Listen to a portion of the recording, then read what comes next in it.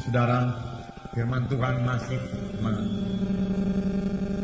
mengenai bagaimana kita mengatasi krisis atau bagaimana kita mengatasi persoalan-persoalan dalam hidup kita. Biarlah tidak seorang pun di antara kita khawatir dalam hal ini.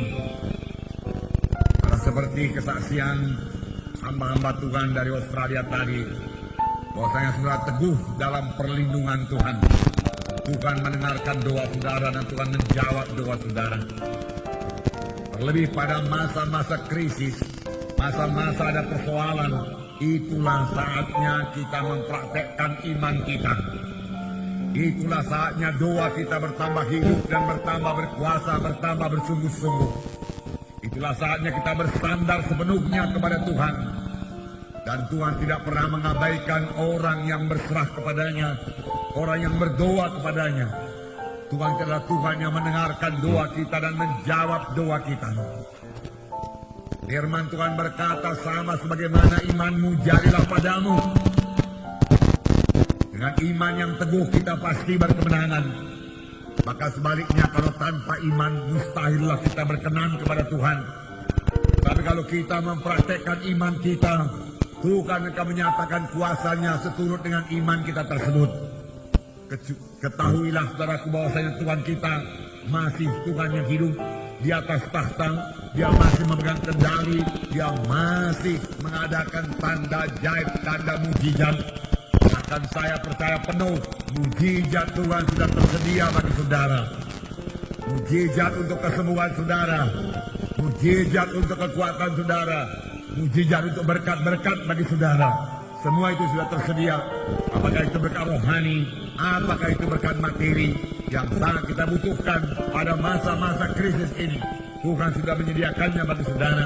Karena Tuhan sudah berjanji memberikan hidup yang berkelimpahan bagi saudara. Amin saudara. Berikan hidup yang berkelimpahan. Bahkan sebenarnya Tuhan Yesus telah menjadi miskin, supaya dengan kemiskinannya kamu menjadi kaya. Banyak sekali janji-janji Tuhan mengenai hidup yang berkelimpahan ini. Bahkan firman Tuhan berkata, aku mau engkau keberkatan saudara-saudaraku, sama sebagaimana jiwamu keberkatan dan jiwamu baik-baik saja.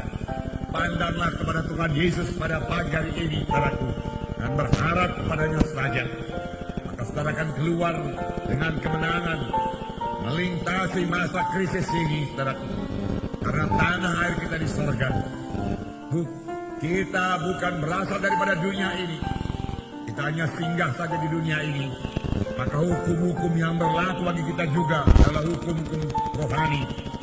Hukum roh yang membebaskan kita daripada hukum maut dan hukum dosa. Maut tidak berkuasa atas kita. Dosa tidak berkuasa atas kita. Kalau maut tidak berkuasa atas kita, kalau dosa tidak berkuasa atas kita, saya mau mengatakan kepada saudara, penyakit pun tidak berkuasa atas kita. Saya mau mengatakan kepada saudara, kemiskinan pun tidak berkuasa atas kita. Amin. Karena itu hukum-hukumnya Tuhan, saudaraku. Hiduplah sebagai anak-anak Tuhan, patuhilah firman Tuhan, maka mujizat Tuhan akan berlaku bagi saudara. Kamu bukan berasal dari dunia ini, firman Tuhan berkata. Tanah airmu ada di sorga, firman Tuhan berkata. Memang kita adalah warga negara Republik Indonesia ini, saudaraku. Dan secara badani kita mematuhi hukum-hukum negara kita. Tapi secara rohani, saudaraku, kita harus mematuhi hukum-hukum sorga. Dan mempraktekkan firman Tuhan dalam hidup kita. Maka mujizat Tuhan akan menjadi bagian kita. Kuasa Tuhan akan dinyatakan dalam hidup kita. Kita melihat satu bangsa pilihan Tuhan. Bangsa pilihan Tuhan yang berada dalam keadaan krisis.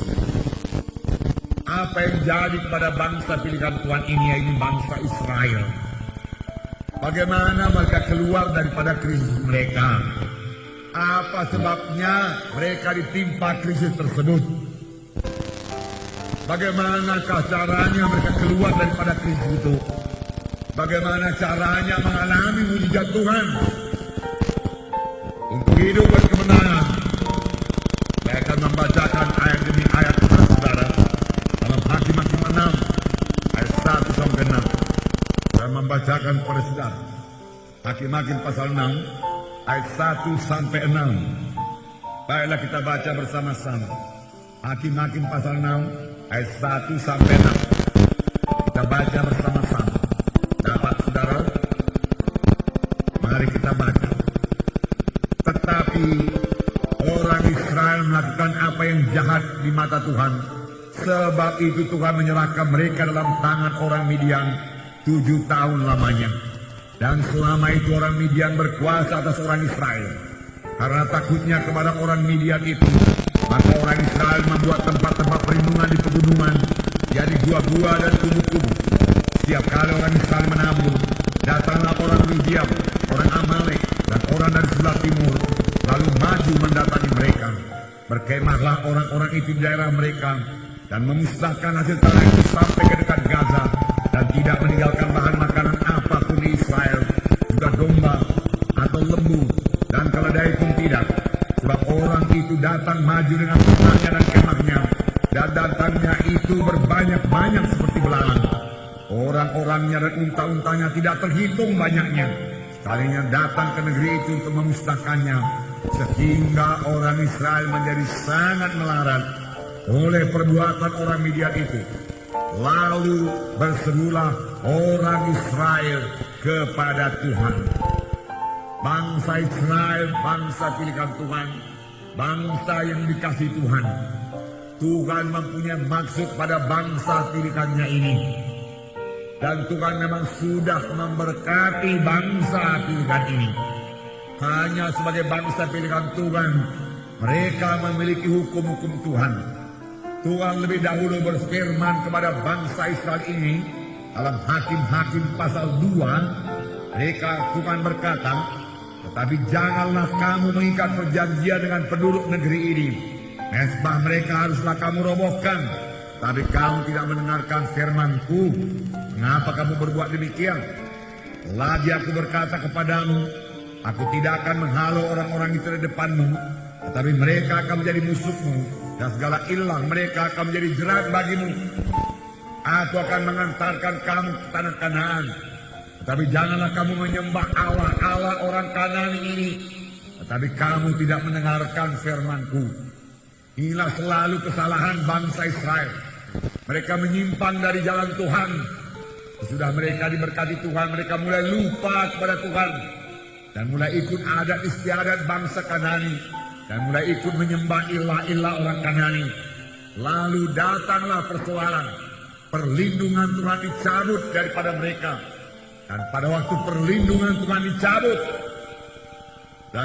maka dengan mudah musuh-musuh menguasai Israel. Dan tanpa perlindungan Tuhan, Israel tidak punya kekuatan. Tanpa perlindungan Tuhan, bangsa pilihan Tuhan sekarang ini, anak-anak Tuhan juga tidak punya kekuatan. Apakah yang menyebabkan perlindungan Tuhan itu dicabut? Perlindungan Tuhan dicabut karena ada dosa yang tidak diselesaikan. Biasanya bangsa Israel, jangankan bangsa Midian datang yang tidak terhitung banyaknya, bangsa Mesir yang kuat sekalipun tidak sanggup mengalahkan mereka. Panjang mereka menyembah Tuhannya, panjang mereka bersekutu dengan Tuhan, panjang mereka tidak berbuat dosa. Dosalah yang menyebabkan mereka lemah. Dosalah yang menyebabkan mereka kalah. Dosalah yang menyebabkan anak-anak Tuhan sekarang dikuasai oleh setan, dikuasai oleh kutuk dosa. Dosa menyebabkan doa tergendala. Firman Tuhan berkata, bukannya tanganku terlalu pendek untuk menolong kamu, bukannya telingaku terlalu berat untuk mendengarkan doamu, tetapi dosamu serupa dengan dinding memisahkan aku dengan engkau. Tuhan berkata, parah sekali akibat dosa itu. Kekalahan selalu datang karena dosa yang tidak diselesaikan. Tidak ada kuasa.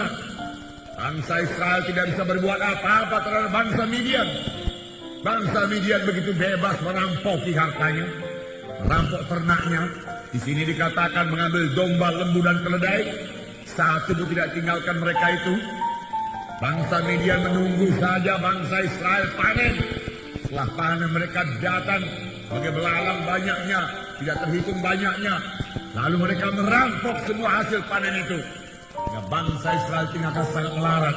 Bangsa Israel tidak punya kuasa, tidak punya keberanian. Mengapa? Karena mereka telah menyembah berhala. Berhala melumpuhkan mereka. Berhala membutakan mereka. Berhala memisahkan mereka daripada Tuhan. Dosa menyebabkan mereka tidak berkuasa. Oleh sebab itu jangan biarkan dosa berkuasa dalam hidup kita, saudaraku. Saudara, dalam satu contoh lagi dalam buku Yosua pasal 7, kita melihat bagaimana bangsa Israel takluk oleh musuh-musuhnya. Mengapa? Karena dosa. Rupanya jelek sekali akibat dosa itu. Yosua pasal 7 ayat 11. Saya bacakan pada saudara. Orang Israel telah berbuat dosa. Mereka melanggar perjanjianku yang kuperintahkan kepada mereka. Mereka mengambil sesuatu dari barang-barang yang dikhususkan itu. Mereka mencurinya. Mereka menyembunyikannya. Dan mereka menaruhnya di antara barang-barangnya. Sebab itu, orang Israel tidak dapat bertahan menghadapi musuhnya. Mereka membelakangi musuhnya sebab mereka itu dikhususkan untuk ditumpas. Aku tidak akan menyertai kamu lagi jika barang-barang yang dikhususkan itu tidak kamu punahkan dari tengah-tengahmu. Jelas sekali di sini akibat dosa membuat bangsa Israel tidak berkuasa kepada bangsa Ai yang kecil. Mereka kalah. Jericho sudah dirobohkan dengan kuasa dan mujizat Tuhan. Tetapi kemudian saudaraku, Ahan berbuat dosa. Ahan mencuri milik Tuhan. Dan akibatnya sangat besar. Kuasa Tuhan diangkat daripada bangsa Israel. Dan bangsa Israel tidak punya kuasa. Tidak sanggup lagi melawan musuhnya. Mengapa? Karena ada dosa. Jelas di sini. Ayat 11 dikatakan orang Israel telah berbuat dosa. Mereka melanggar perjanjianku. Ayat 12 berkata, sebab itu orang Israel tidak dapat bertahan menghadapi musuhnya. Karena mereka tidak menyelesaikan dosa tersebut. Mereka tidak bisa bertahan melawan musuhnya. Sampai sekarang anak-anak Tuhan dengan mudah akan dikuasai oleh setan, dikalahkan setan. Kalau dia menyimpan dosa. Anak-anak Tuhan tidak bisa mengusir setan dalam nama Yesus. Kalau dia masih memakai jimat, kalau dia masih beri kedukun, sama sekali tidak ada kuasa. Doanya juga tidak berkuasa. Dia akan menjadi hamba dosa. Tetapi akibat yang paling ngeri daripada dosa adalah hukuman yang kekal. Firman Tuhan berkata, upah dosa itu maut. Oleh sebab itu selesaikan segera dosa. Bertobat dengan segera. Bagaimana bangsa Israel bertobat. Juga dosa membawa kita jatuh pada kutuk dosa. Kutuk dosa, yaitu kemiskinan. Kutuk dosa yang kedua, saudaraku. Kutuk dosa yang kedua, penyakit yang tidak sembuh-sembuh. Kutuk dosa yang paling parah, yaitu hukuman yang kekal. Tapi firman Tuhan berkata, Kristus Yesus telah mengangkat semua kutuk dosa kita dan memberikan berkat Abraham kepada kita. Amin. Sepanjang kita mau meninggalkan dosa itu, bertobat dengan sungguh-sungguh. Karena dosa melumpuhkan, dosa memisahkan kita daripada Tuhan, dosa menarik kuasa Tuhan daripada kita, dosa membutakan mata rohani kita. Lihat saja Simpson berbuat dosa. Apa jadinya? Simpson jadi buta dan berputar-putar. Demikian juga secara rohani. Kalau kita berbuat dosa, kita menjadi buta secara rohani, tidak mengerti jalan-jalan Tuhan. Jadi parah sekali akibat dosa itu. Mari tinggalkan semua dosa. Mari bertobat dengan sungguh-sungguh. Bagaimana bangsa Israel bertobat. Firman Tuhan berkata bahwasanya kita dalam peperangan. Kita perlu kekuatan dalam peperangan. Dengan dosa yang kita simpan, maka kita tidak akan kuat melawan musuh kita. Firman Tuhan tadi berkata dalam Hakim-Hakim itu, bangsa Israel telah berbuat dosa. Itu sebabnya mereka tidak tahan, tidak bisa bertahan melawan musuhnya. Mereka ditentukan untuk dikalahkan. Mereka ditentukan untuk ditumpas. Karena dosa tidak diselesaikan. Dosa membuka pintu kepada setan. Dosa membuka pintu kepada musuh untuk mengalahkan kita. Oleh sebab itu tinggalkan semua dosa. Tinggalkan semua dosa. Firman Tuhan Ibrani 12, saudaraku, sudah sering kita baca. Kita ingin berada dalam perlombaan. Oleh sebab itu buangkanlah segala dosa. Buangkanlah segala beban-beban berat. Amin, saudara. Buangkan segala beban-beban berat. Kekurangan penyangkalan diri, bermalas-malas, saudaraku, berlajak-lajak, merupakan beban. Orang dunia ini sekarang kerjanya mencari kesenangan dunia ini. Bermewah-mewah, saudaraku. Saudara, tetapi kita menyangkal diri kita. Amin, saudara.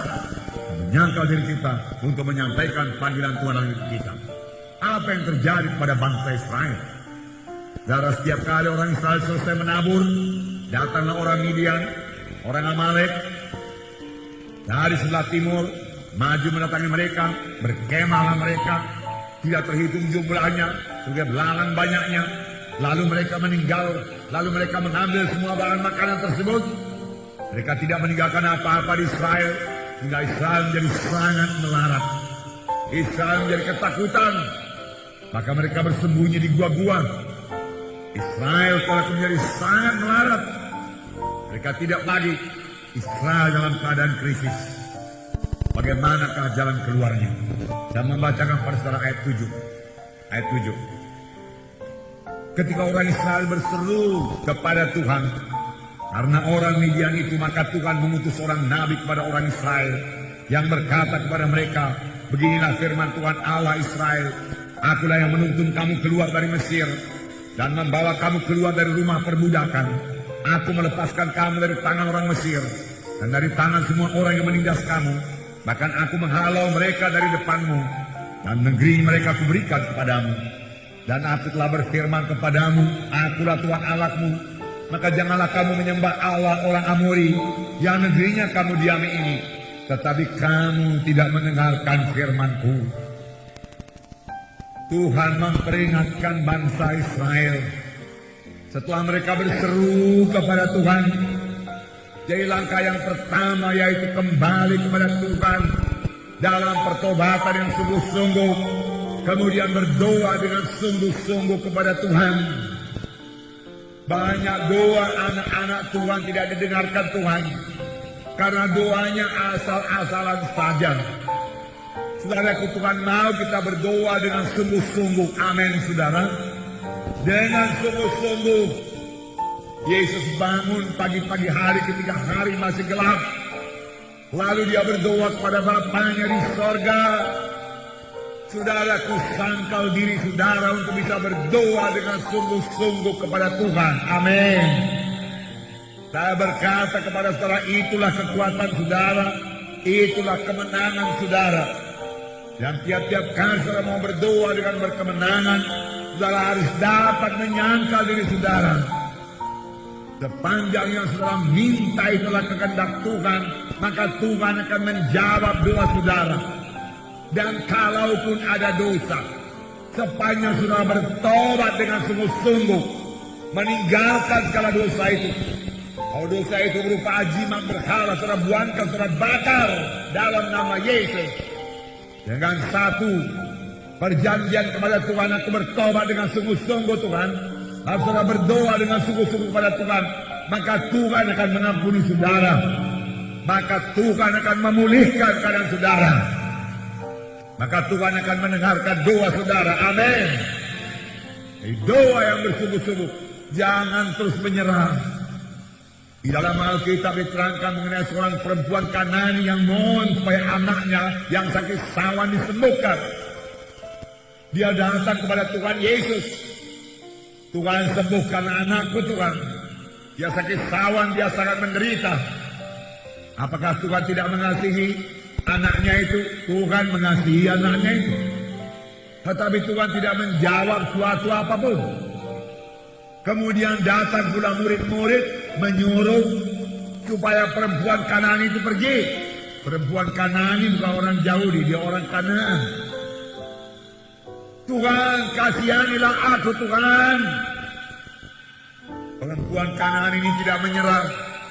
Dia berdoa lagi dengan sungguh-sungguh, Tuhan kasihanilah aku Tuhan. Tuhan Yesus berkata tidak patut diambil roti daripada anak-anak lalu memberikannya kepada anjing. Tuhan sudah menyebut dia anjing. Tetapi begitu pun dia tidak mundur juga. Dia tahu Tuhan itu Tuhan yang baik, Tuhan yang pemurah, Tuhan yang pengasih. Tetapi Tuhan yang tidak mau kompromi dengan dosa. Tuhan lebih dahulu menyadarkan bahwasanya dia orang berdosa. Dia harus bertobat. Dia hanya seperti anjing saja. Tetapi dia berkata, betullah Tuhan, aku orang berdosa. Aku memang seperti anjing saja Tuhan. Namun lihatlah Tuhan, anjing-anjing pun bisa menerima remah-remah dari meja tuannya. Apakah kata Tuhan Yesus, hai perempuan, besarlah imanmu. Hai perempuan, besarlah imanmu. Jadilah padamu sama seperti yang kau kehendaki, maka anaknya sembuh pada ketika itu juga. Inilah doa yang sungguh-sungguh kepada Tuhan, doa yang tidak kenal menyerah. Banyak anak-anak Tuhan berhenti pada saat doanya hampir dijawab oleh Tuhan. Berkali-kali sudah berdoa, berkali-kali sudah berdoa. Tuhan bermaksud menjawab doanya, besok dijawab doanya. Doanya sudah bersungguh-sungguh kepadaku. Hanya tinggal mencapai finalnya saja lagi. Tetapi pada hari itu dia tidak berdoa atau berdoa sebentar saja. Dia kehilangan berkat Tuhan. Bertekun dalam doa, amin. Jangan mau menyerah dalam doa. Doa adalah kekuatan kita, saudaraku. Doa memberi kehidupan kepada kita. Doa menyegarkan kita, saudaraku. Nah, jadi bangsa Israel mulai berseru kepada Tuhan, berseru dengan sungguh-sungguh. Apakah Tuhan terus menyembuhkan? Apakah Tuhan terus memberkati bangsa Israel, saudaraku? Apakah mereka segera bebas daripada persoalannya? Biasanya pun tidak. Dengarkan baik-baik. Apabila anak-anak Tuhan sudah ditimpa persoalan karena ada sesuatu yang tidak beres dalam hidupnya, misalnya dia jatuh sakit, lalu dia menderita, kemudian dia berdoa kepada Tuhan, kerap kali Tuhan tidak menyembuhkan terus penyakitnya, tidak. Tuhan mau menyadarkan dia lebih dahulu dari dosa-dosanya. Tuhan mau menyadarkan dia lebih dahulu daripada jalannya yang sudah menyimpan daripada jalan Tuhan. Tuhan mau kembalikan dia pada jalan Tuhan. Kemudian Tuhan menyembuhkan dia. Amin. Itu sebabnya di sini, saudaraku, ketika orang Israel berseru kepada Tuhan karena orang Midian itu, maka Tuhan mengutus seorang nabi pada orang Israel.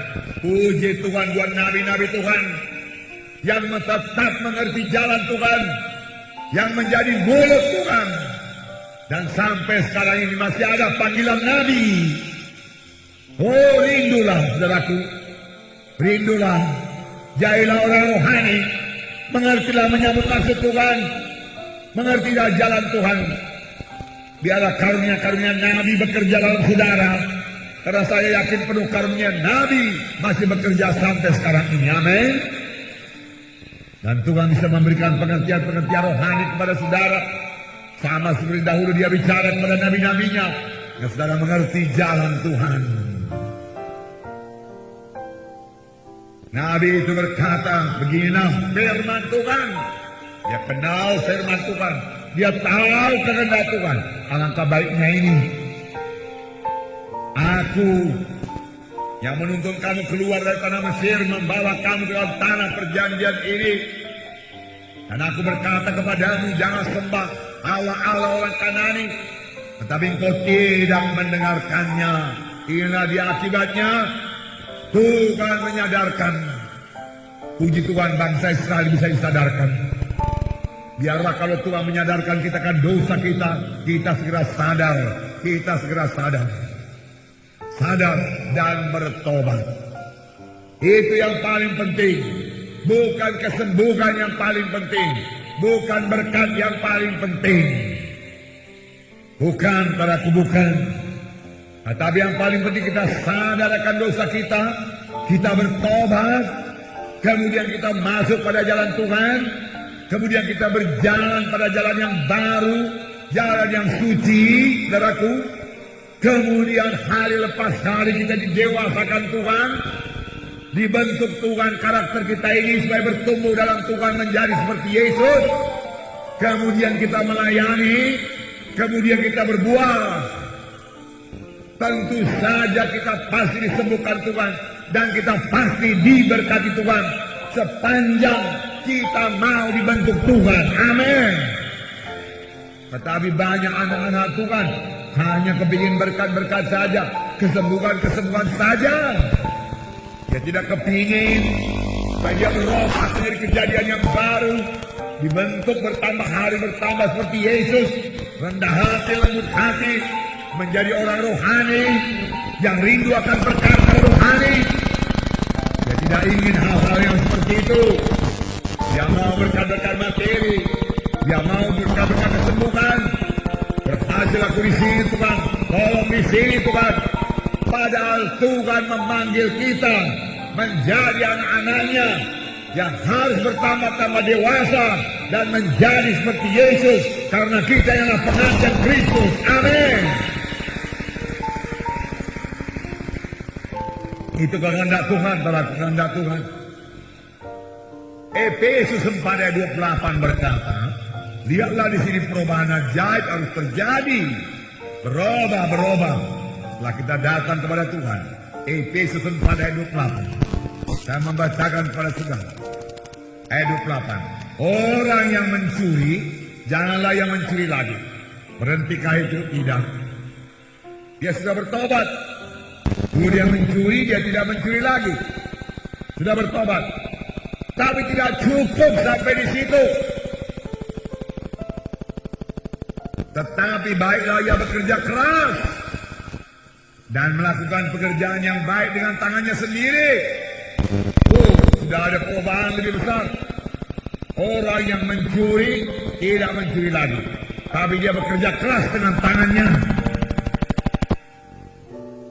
dan melakukan pekerjaan yang baik. Bekerja keras dan melakukan pekerjaan yang baik. Siapkah sampai di situ? Belum. Apalagi diperbuatnya. Ini dikatakan supaya ia dapat membagikan sesuatu kepada orang yang berkekurangan. Lebih daripada sekedar bekerja keras dan bekerja dalam perbuatan yang baik. Tuhan menyuruh orang yang dulu kerjanya mencuri juga dia bertobat, supaya memberi kepada orang lain. Memberi kepada orang lain. Jadi pertama dia berhenti mencuri dan dia bertobat. Tetapi tidak sampai di situ saja.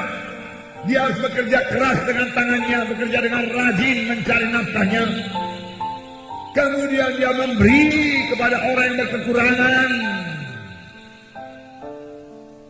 Perubahan, berubah terus. Dalam Yohanes 15 ayat 16 dikatakan, bukanlah kamu yang memilih aku, tetapi akulah yang memilih kamu. Dan aku telah menetapkan kamu supaya kamu pergi dan menghasilkan buah, dan buahmu itu tetap, supaya apa yang kamu minta kepada Bapa dalam namaku diberikannya kepadamu. Bukan kamu yang memilih aku yang memilih kamu. Haleluya, kita dipilih jadi bangsa pilihan Tuhan. Selamat, tidak mewarisi neraka, tetapi masuk dalam surga yang kekal. Sungguh anugerah Tuhan luar biasa, kita bersyukur kepada Tuhan. Tapi Tuhan berkata, setelah aku memilih kamu, kamu harus pergi dan menghasilkan buah, dan buahmu itu kekal. Apakah itu? Semua kita harus melayani dan menghasilkan buah, jiwa-jiwa selamat. Kemudian sesudah itu baru Tuhan berkata, supaya barang apapun yang kamu minta kepada Bapa dalam namaku, kuberikan padamu. Amin, saudara. Kerap kali kita hanya minta saja kepada Tuhan. Minta saja. Kita tidak pernah pikirkan penginjilan Tuhan. Tidak pernah pikirkan jiwa-jiwa yang terhilang. Hati Tuhan selalu memandang kepada jiwa-jiwa yang terhilang. Hati Tuhan selalu memandang pada ladang-ladang yang sudah menguning. Dan Tuhan mau kita menuainya buat kerajaan surga. Lalu apapun yang kamu minta kepadaku dalam namaku, aku memberikannya kepadamu. Tuhan berkata, amin. Saudara harus ambil bahagian dalam penginjilan, mengambil bahagian dalam pemuritan, amin. Nah, itu kehendak Tuhan bagi saudara. Itu kehendak Tuhan. Nah, jangan khawatir soal kesembuhan. Pasti Tuhan menyembuhkan. Pasti.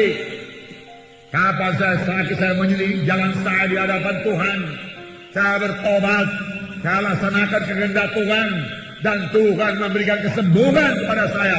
Setelah saya melaksanakan kehendak Tuhan. Amin. Karena kita ini anak-anak Tuhan.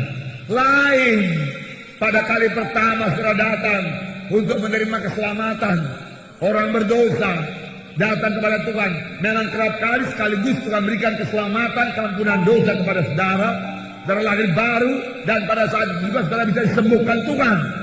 Tetapi setelah sembuh, untuk apa hidup ini? Setelah selamat, untuk apa hidup ini? Semuanya untuk Tuhan. Untuk memberi buah kepada Tuhan. Untuk sampai kepada panggilan Tuhan. Dan kapan kita tidak maju dalam Tuhan, sama sebagaimana bangsa Israel mulai melenceng dari jalan Tuhan, disitulah datang bangsa Midian menguasai mereka. Dan mereka hanya memandang saja ternaknya diambil orang Midian. Mereka tidak berani berbuat apa-apa. Mereka memandang saja hasil tanamannya, hasil ladangnya, hasil buminya diangkat oleh orang Midian. Mereka melihat saja. Mengapa mereka tidak melawan? Enggak ada kuasa. Mengapa enggak ada kuasa? Karena dosa belum diselesaikan. Amin, saudara. Doa tidak bisa berkuasa kalau dosa belum diselesaikan. Nah, saudara yang kasih dalam nama Yesus, sesudah bang jadi saudaraku yang sadar, bertobat saudaraku, masuk pada jalan Tuhan, melayani, mulailah bertumbuh dalam Tuhan. Pasti Tuhan akan menyembuhkan saudara. Pasti Tuhan akan memberkati saudara. Dan janji-janji Tuhan digenapkan di dalam hidup saudara. Amin. Tuhan pasti mengenapkan janjinya. Tuhan pasti memberkati. Jangan takut kekurangan. Aku datang sebagai domba itu berada hidup yang berkelimpahan. Nah, saudara. Kemudian kita kembali pada Hakim-Hakim pasal 6. Saya membacakan lagi pada saudara. Setelah Nabi datang apalagi? Hakim-Hakim pasal 6.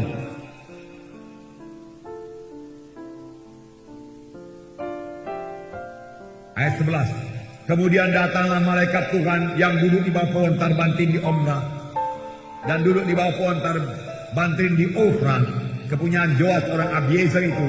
Sedang Gideon anaknya mengirik gandum pada tempat pemerasan anggur agar tersembunyi bagi orang Midian.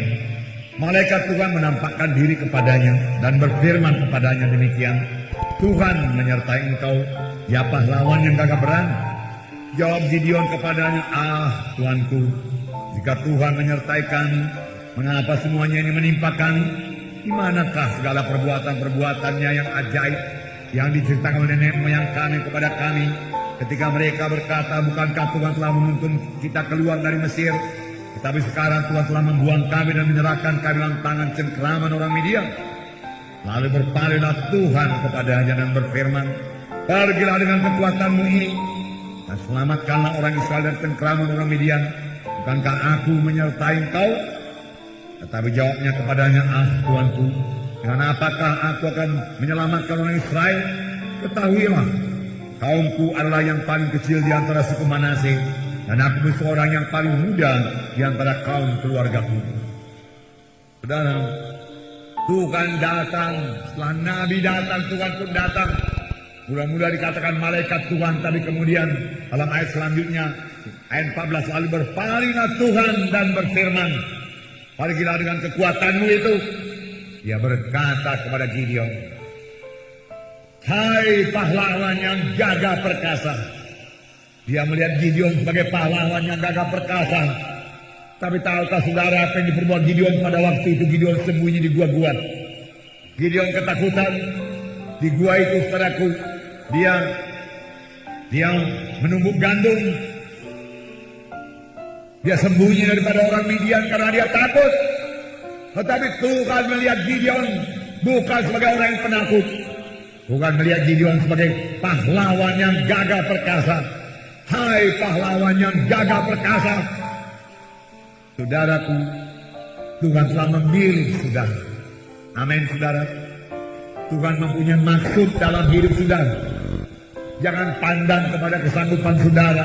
Jangan pandang kepada kekuatan saudara. Tuhan sanggup melengkapi saudara sehingga saudara semua menjadi pahlawan yang gagah perkasa buat Tuhan. Amin. Pahlawan yang gagah perkasa buat Tuhan. Tuhan memberkati engkau, hai pahlawan yang gagah perkasa. Kemudian Tuhan berkata kepadanya, aku menyertai engkau. Segera Gideon terkejut. Boleh jadi bingung. Gideon berkata, Tuhan, jikalau Tuhan menyertai kami, mengapa keadaan kami seperti ini? Mengapa kami dijajah orang Midian? Di manakah tanda ajaib, tanda mujizat yang diceritakan nenek moyang kami kepada kami? Ketika engkau melepaskan mereka daripada tanah Mesir dengan kuasa yang luar biasa, engkau membelah laut Kulsum, engkau menentukan Jericho, mengalahkan bangsa-bangsa Kanani ini, semua dengan mujizatmu Tuhan. Di manakah itu semua Tuhan? Di manakah itu semua Tuhan?